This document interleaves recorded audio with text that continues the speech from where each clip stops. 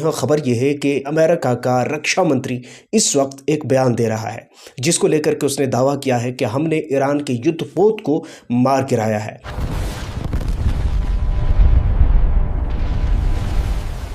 अब ये किस तरह से मार गिराया है मैं आपको बताता चलूँ। इस टाइम में एक चीज़ होती है टोरपीडो के ज़रिए ईरान का युद्धपोत, जिसके बारे में ये दावा किया जा रहा है कि उसे डुबो दिया गया है।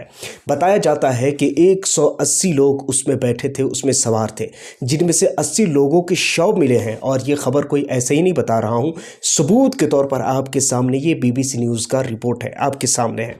80 लोगों के शव मिले हैं, ये यहाँ पर आप पढ़ सकते हैं, देख सकते हैं।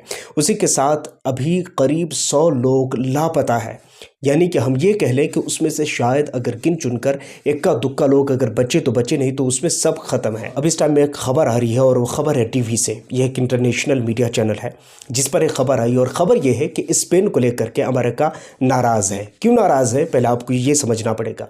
बात यह है कि स्पेन ने अपने अड्डों को देने से इनकार कर दिया कि हमारे अड्डे, हमारे ज़मीन से कोई भी ऐसी एक्टिविटीज़ हम परफॉर्म नहीं करने देंगे कि हम किसी भी ऐसे गलत चीज़ों का साथ नहीं दे सकते हैं। और इस वजह से भाई साहब ट्रंप नाराज़ चल रहे हैं और आपके सामने है, कई बार उसने धमकी दी है। दोस्तों एक चीज़ तो कन्फर्म हो जाता है और वो बात ये है कि पूरी दुनिया में इतना तो कन्फर्म हो गया है कि जिस तरह से एक वर्ग के द्वारा जिस तरह गुंडागर्दी की जा रही है, इसका कोई जवाब नहीं है। इसकी जितनी प्रशंसा की जाए कम है। सवाल ये पैदा होता है, क्या सिर्फ़ और सिर्फ अब इस दुनिया में राज क्या सिर्फ एक ही व्यक्ति की चलेगी, या फिर एक ही कम्युनिटी की चलेगी, या फिर ये कह लीजिए क्या एक ही राज का शासन पूरी दुनिया में चलने वाला है? सोचिए, ये एक तरफ से क्या आप मैसेज देना चाहते हैं। एक तरफ तो आप कहते हैं कि पूरी दुनिया के अंदर जितनी डेमोक्रेसी है उन तमाम डेमोक्रेसी को एक साइड में रख दिया जाए, और हमारे यहाँ की डेमोक्रेसी सबसे बड़ी डेमोक्रेसी है। ये है आपकी सबसे बड़ी डेमोक्रेसी कि जब आप अटैक करते हैं तो पहले ही झटके में वहाँ पर इतनी सारी बच्चियाँ मारी जाती हैं।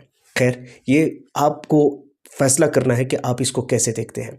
दूसरी तरफ दूसरी बात यह है कि इससे तो साफ तौर पर यह समझ में आता है कि हमारे लोग क्यों खामोश बैठे हैं। मैं हमारे से मतलब आप इन द सेंस आप ये समझ लीजिए कि हमारे देश के प्रधानमंत्री मोदी क्यों खामोश है। समझ में आता है कि वो अपने ऐसे दोस्त जो उनके ज़माने से सदियों से जो चलता आ रहा है, ऐसे दोस्त को जिनको सरेआम उनका हत्या कर दिया जाता है, मर्डर कर दिया जाता है, मगर इन तमाम चीज़ों के बाद भी प्रधानमंत्री मोदी एक शब्द तक भी नहीं बोलते हैं। समझ आई क्यों नहीं बोलते हैं? दो वजह है।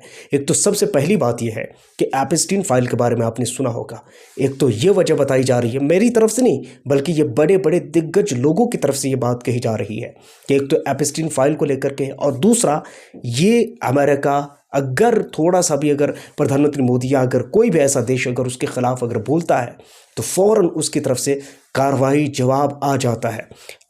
अब इस तरह की खबरें आ रही निकल करके स्पेन इस टाइम में जो पूरी तरह से अमेरिका के साथ भिड़ना चाहता है, लेकिन अमेरिका इस चीज़ को अच्छी तरह जानता है कि इस वक्त उसे किसका साथ चाहिए और किसका साथ नहीं चाहिए।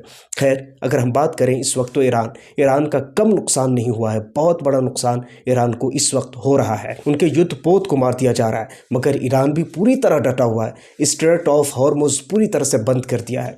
खबर आ रही है कि चाइना के लिए ये चीज़ खोला जाएगा, मगर इस चीज़ की पुष्टि मैं नहीं करता, क्योंकि ये किसी ऐसे स्रोत से ये न्यूज़ निकल कर नहीं आ रही है कि हम ये कह सकें कि चाइना के लिए ये खोल दिया जाएगा, बाकी दुनिया के लिए ये बंद रहेगा। ऐसा नहीं है। अब ये जो स्ट्रेट ऑफ हॉर्मुज़ है, इसके बंद होने की वजह से पूरी दुनिया के अंदर में महंगाई अब सर चढ़कर बोलना शुरू कर चुकी है। खासकर मैं अगर बात करूं तो इंडिया, खासकर चाइना और पूरी दुनिया में आप देखेंगे तो प्राइस हाइक होने शुरू हो गए हैं। और उसके उदाहरण के तौर पर कई ऐसे पेट्रोल पंप हैं जहां पर अब लोगों की लंबी कतारें देखने को मिल रही हैं। लोग परेशान हैं, लोगों को तेल नहीं मिल रहा तो महंगे दामों पर मिल रहा है। मगर याद रहे, ये तो 5वें दिन है। अभी तो ईरान और इजराइल अमेरिका के युद्ध को 5 दिन हुए हैं, लेकिन ईरान भी दावा कर रहा है कि हम लंबा इस चीज़ को लेकर जाएंगे। बाकी बात रही ट्रंप की, तो वो कभी कहता है कि हम इसको ख़त्म करना चाहते हैं, कभी कहता है कुछ, कभी कहता है कुछ।